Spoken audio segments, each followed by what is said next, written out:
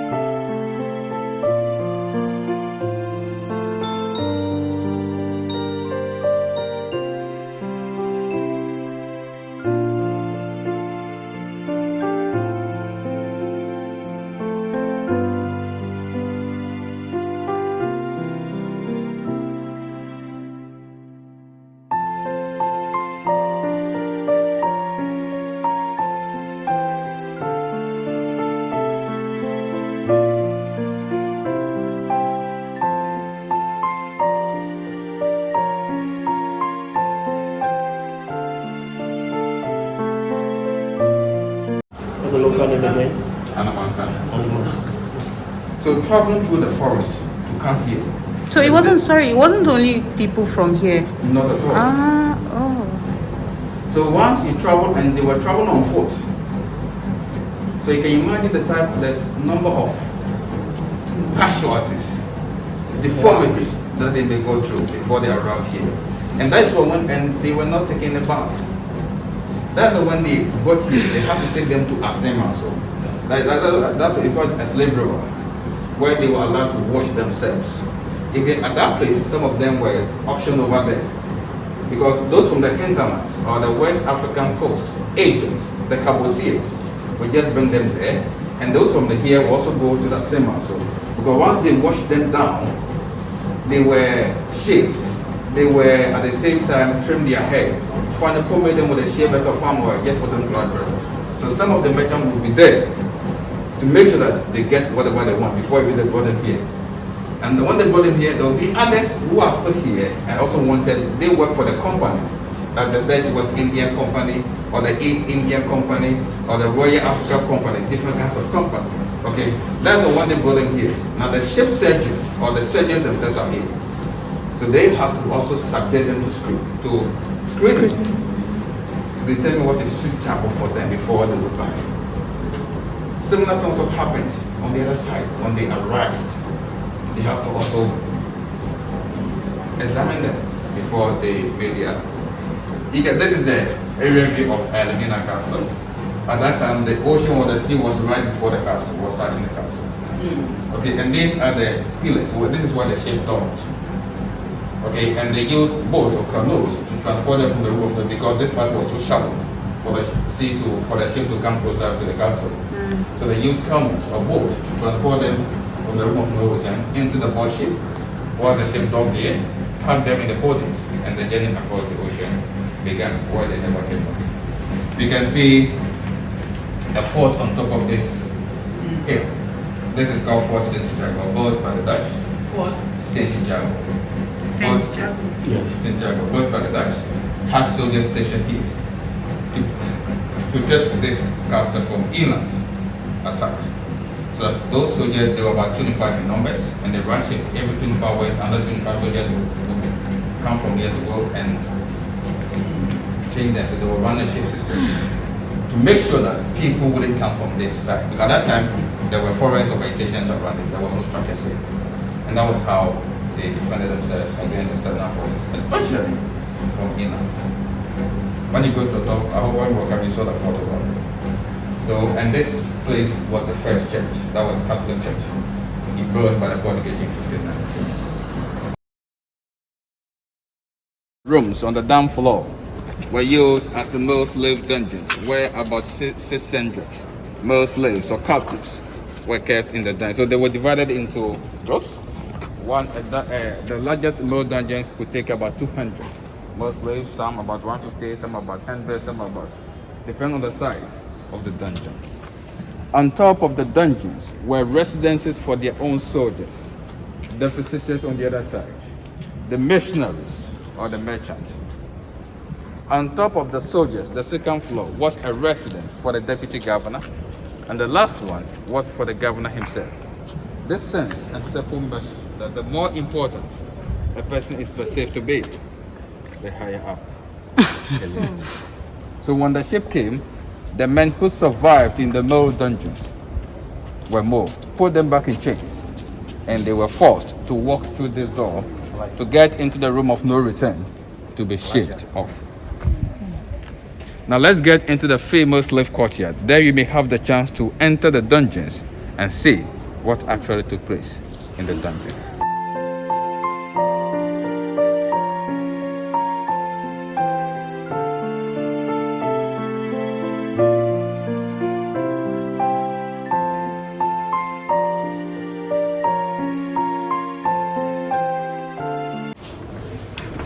This is a dungeon.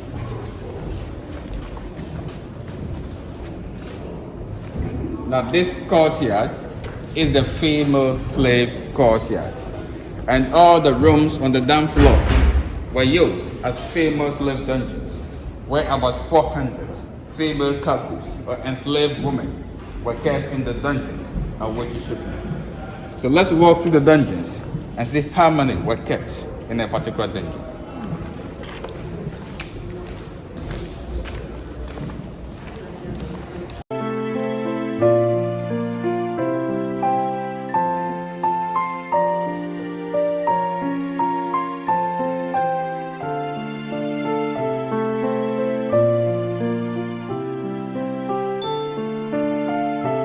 It's one of the famous slave dungeons. About 100 famous slaves were kept in that dungeon. This one is the largest famous slave dungeon. About 150 women were kept on this floor. And this floor that all of us are standing on today happens to be the original floor. That they were sleeping on it, sitting on it, defecating, urinating, vomiting, and menstruating. So the floor was full of human feces or urine, vomit, and blood. This door was locked with a wooden gate. No one could come in or go out unless it is opened by them for a particular reason known to them. They created a ventilation hole over here. Unfortunately, the hole that they created to be a ventilation hole connects to the magazine where the guns and the gunpowder were kept. So in case of any leakage, all the thousands of the chemicals came inside the dungeon, and this worsened the condition of the dungeon. As a result, it increased the mortality rate of the dungeon, and some of them also died. mortality of the dungeon, and those who died here were just removed and thrown into the sea. Sexually, they were abused by the governors, deputy governors, and the soldiers. And his deputy, because of their position, to make their selection or to choose any of the women into their bedrooms. We can see a balcony here. This balcony leads into the governor's residence or his deputy's residence. So the governor just walked straight into the balcony, gave orders to the soldiers to open the gate of the dungeons for all the women to come out and to assemble here as we have also assembled right now. This made it easier for the governor to look through and pick or choose one of them. But the one chosen by the governor had been in the same dungeon for several days, weeks, months without bathing, washing down, or brushing her teeth. So what happened? This is a water reservoir.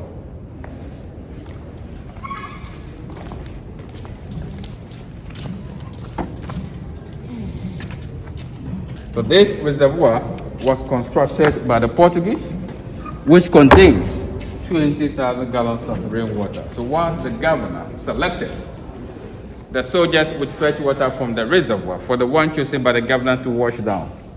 And after washing down, something small was given to her to cover herself because he's been prepared to get to the overall boss room. So they were naked in bed? Some of them had just animal skin covering themselves, but unfortunately, many of them had it torn. Then she'll be forced to go through this door. You see,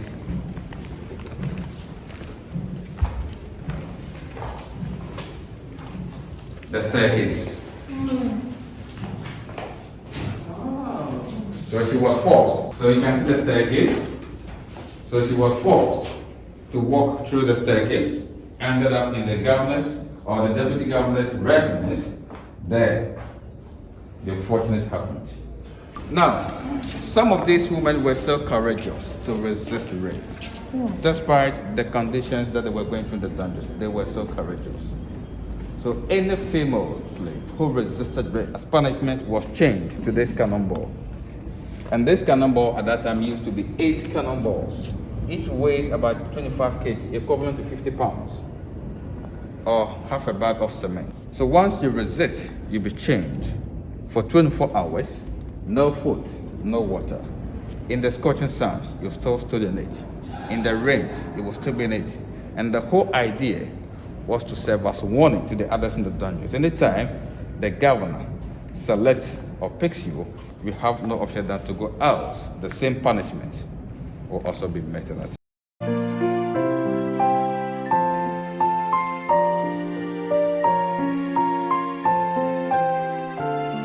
Now this, you can see some clothes and chains on this floor. The chains and clothes are not the original chains. But in the year 2016, we had a program here entitled The Return of the Slaves, where some people volunteered to reenact the story of the dungeon. So during the reenactment, the chains were put to themselves, and the clothes were used to cover the private part of the participant, and they slept in this dungeon for 12 hours. After 12 hours of reenactment, the experience was really traumatic and unbearable. Why? Mosquito bite was all over their body, and the stench emanating from this dungeon as a result of the urine and the vomit was really bad. So the question that people began to ask themselves was, if 12 hours alone in this dungeon was such an experience, what about those who spent about a month or 2 months with the same conditions awaiting shipment? That one could not comprehend, one could not imagine what indeed happened. And on top of this dungeon was where the Dutch built their own church, claiming to worship the Creator here to prevent anyone from escaping the dungeon. So you can see this.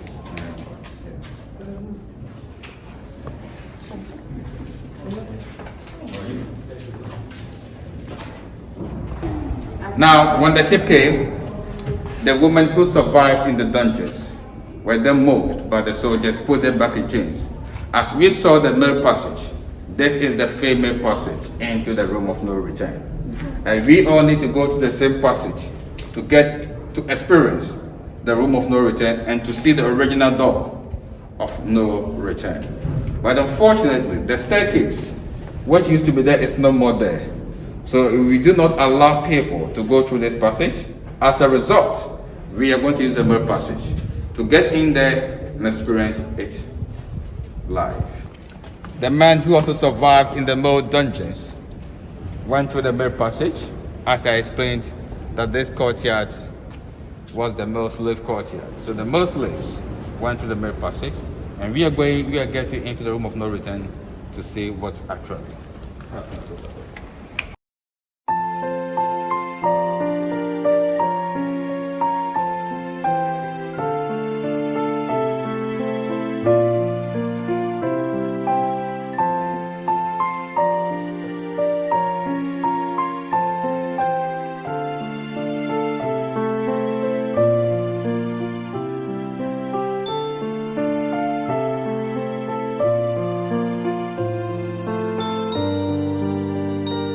This room is called the intercession. Why intercession?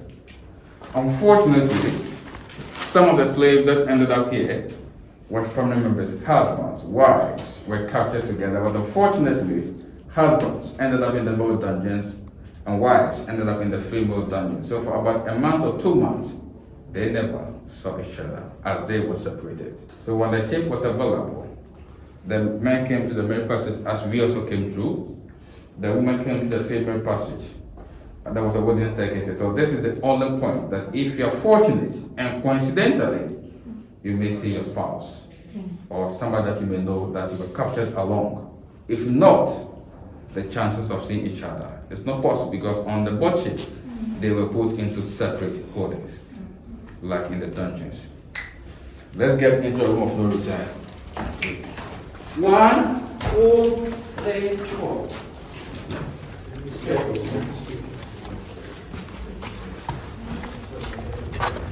It's the gate or the door of no return. You can see how narrow, how tiny the door is. Why? For 3 main reasons. To control the slaves, for easy counting, and 3, to dehumanize the Africans. But narrowing the door into this side did not suggest that some of the Africans captured were not strong, were not fat, were not tall.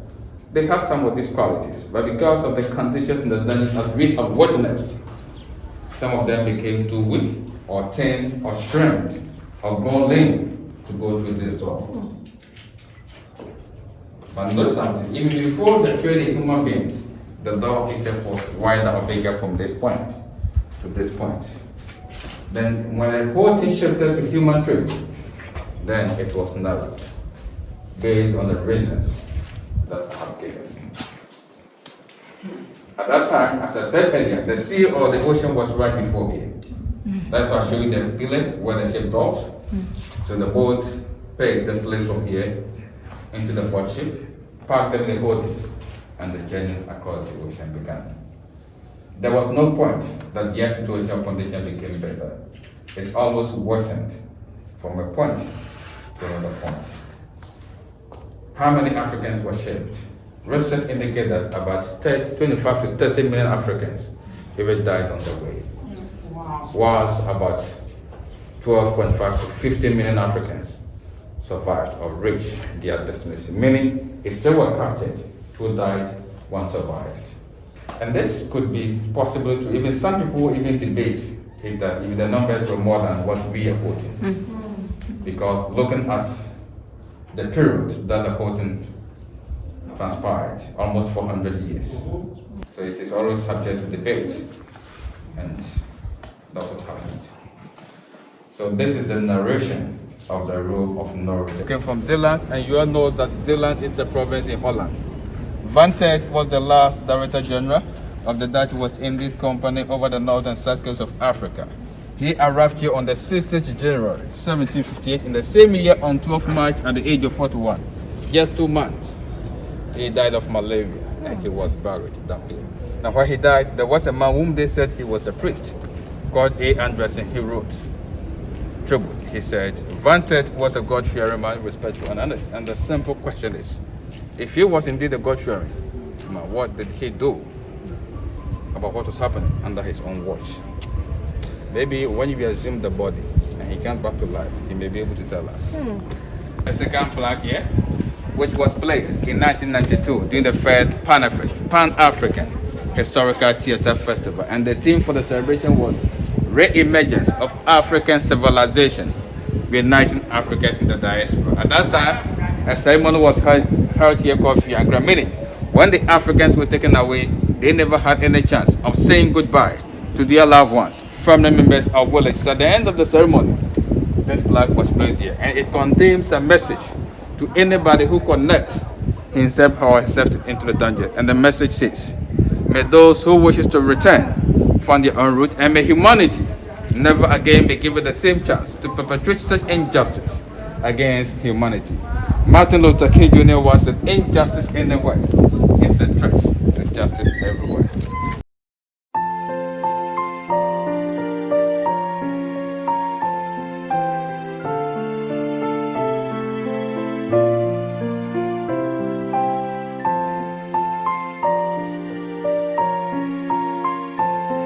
Each of the cell is different. We see some two ventilation holes. This cell is airy. And why the cell? Some of their own soldiers misconducted themselves by going to town without permission, or they got drunk. So as part of their own measures to ensure discipline, any soldier who misconducted was brought into the cell. But since there is a cell for soldiers, European soldiers, it has two ventilation holes. Even the gate itself is still the original gate, has a lot of ventilation holes in it. Now let's get into the one for the Africans.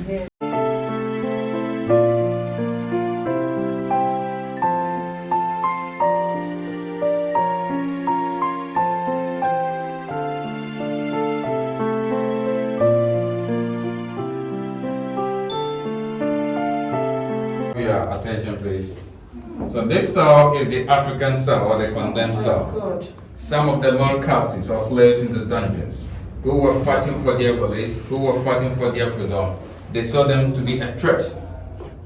As a result, they removed them from the dungeons, put them back in chains, brought them here, locked the door, and they starved them to death. No food, no water. No African came into the cell and returned alive. That's why I saw the symbols of the skull and the crossbone on top of this dog, which represent a death sentence. So this metal here served as a peephole for the soldiers to look through to see if a dead body is on the floor. So it's not even just, it's not for air, just to peep. Yes, it's they created this one to be, but how can this one be a ventilation hole to this then? How could it? It would take about more than 10, depending on the number that's to them.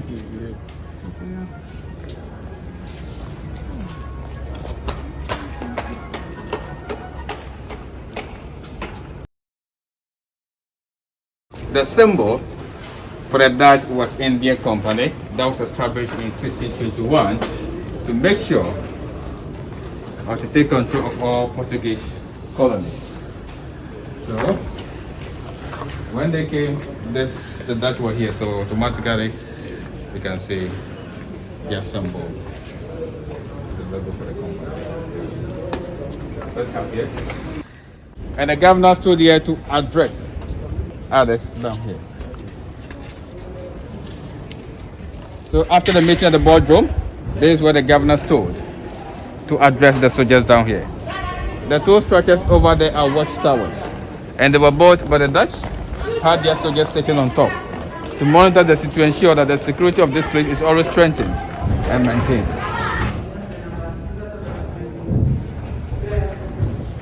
So this is the governor's bed, where the governor stood. The balcony, and this is the trap door. Obviously the trap door here, the staircase that you saw. Then from here, straight into the governor's bed.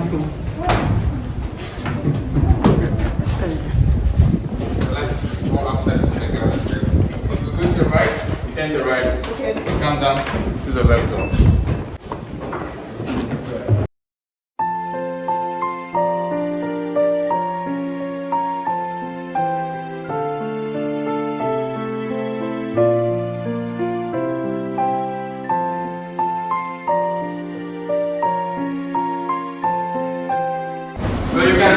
the government's bedroom here. And let's see the living rooms for the governor.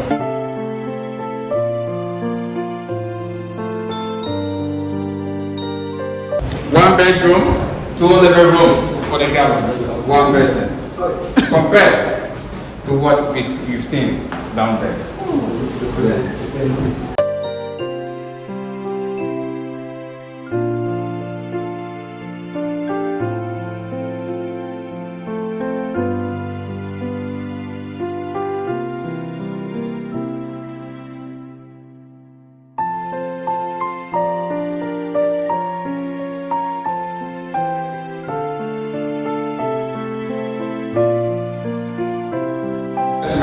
This is where they were eating, they were drinking, and underneath is a slave dungeon where Africans were there suffering, but they never cared. Let's get to the governors and see the Dutch church.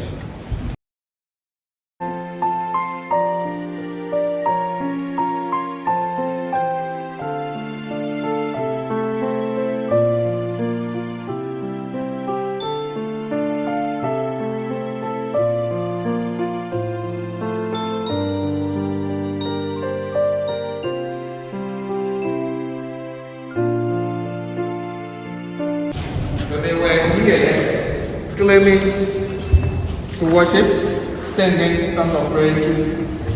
You can see a scripture written in Old Dutch that if somebody wants to serve God, the person must come here. Psalm 1 verse 14. And at the same time, underneath is a slave dungeon. So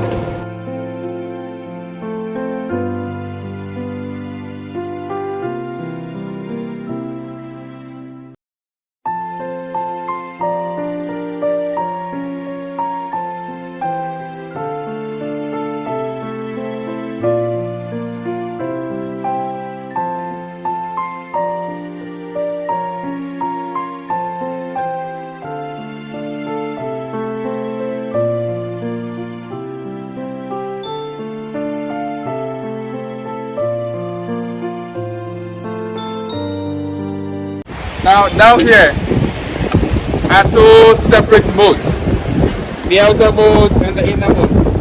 And these boats were filled with seawater to prevent enemies from coming or from entering the castle.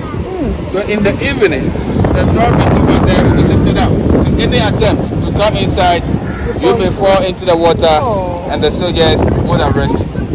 The 4 square yellowish diagram down there or over there was a compass at that time. It also served as a sundial. So in order for them to see the time of the day, a long pole was put at the center, and the shadow of it was used to tell the time of the day. I mean the 4 square yellowish diagram over here. On top of the hill, 846 jungle, launched by the Dutch in the year 1665, had their soldiers stationed over there, watch out inland, in order to protect this place against any attack coming from this direction. And these are the cannons. These cannons were used to defend themselves in case of any attack. And when fired, the cannonball would travel a distance of 2 different kilometers at a rate. And that was how they defended themselves against the tender forces of enemies. This is where we end our talk of Elmina Castle. So in summary, this castle is 539 years old. As the Portuguese were the first to arrive here in 1471, bought this place in 1482. They were in charge for 155 years. In 1637, the Dutch through a fight succeeded in taking over from the Portuguese. They were here for 235 years. The British in 1872 through peaceful negotiation between the Dutch and the British. They bought it. They were here for 85 years. The 6th of March 1957, Ghana gained independence. We took over. We have been here for 64. In 1979, this council, likewise Cape Coast and Christianborg, were all designated to be a World Heritage Site by UNESCO. Since then, we are all encouraged to connect ourselves, to learn from the historical perspective of our ancestors, so the narration could always keep on going. Thanks for your time. It is a pleasure taking a tour.